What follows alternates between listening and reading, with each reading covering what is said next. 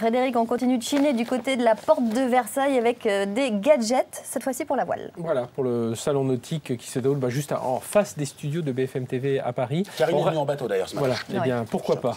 À rame surtout depuis ce matin. À rame et avec des patins pour être sur la glace. Le premier produit, alors hier vous vous souvenez, j'avais présenté une manivelle électrique autour des winch. Eh bien des téléspectateurs de BFM TV m'ont écrit en me disant mais il y a un super produit dont il faut parler, c'est des Français qui font ça.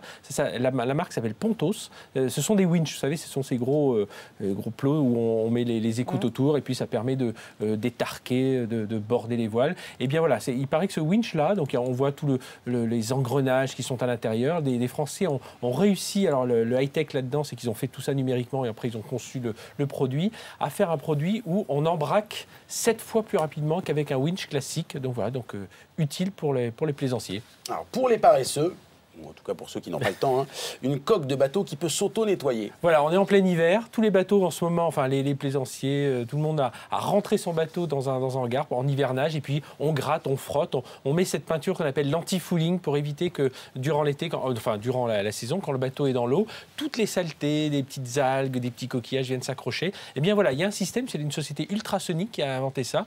On colle ça sur la coque du bateau à l'intérieur et on envoie toute une série d'ultrasons et en fait ça évite que toutes ces saletés, ces impuretés se déposent sur la coque du bateau. Ça ne marche que sur les coques en plastique. Pour les traditionnels en bois, il faudra continuer à gratter et à mettre sa peinture. C'est ça, mais la tradition. Mais en tout cas, c'est bien pratique. Et puis ensuite, un coup de Karcher et ça part tout de suite.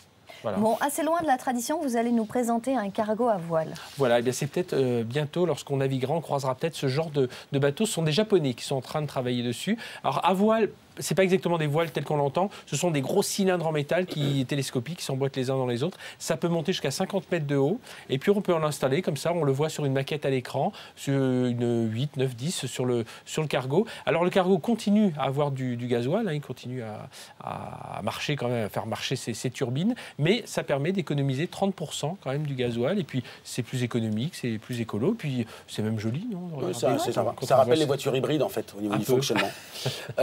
Un bateau robot pour inspecter les océans, ça aussi c'est écolo. Là, voilà, ça aussi c'est écolo, ça aussi c'est un projet, ce sont des Américains qui sont en train de travailler dessus. Alors, le projet s'appelle Mark IV parce que c'est le numéro 4 de ce modèle réduit. C'est une sorte de catamaran de 3 mètres de long, bardé de capteurs. Alors en dessous, immergé, des capteurs aussi au-dessus. Il est autonome, il a des panneaux photovoltaïques et il envoie tout un tas de données par satellite sur l'état de santé de nos océans, de nos lacs, de nos cours d'eau. Donc c'est pas mal, c'est assez intéressant. La techno écolo, on aime. Merci beaucoup Frédéric. Merci Frédéric.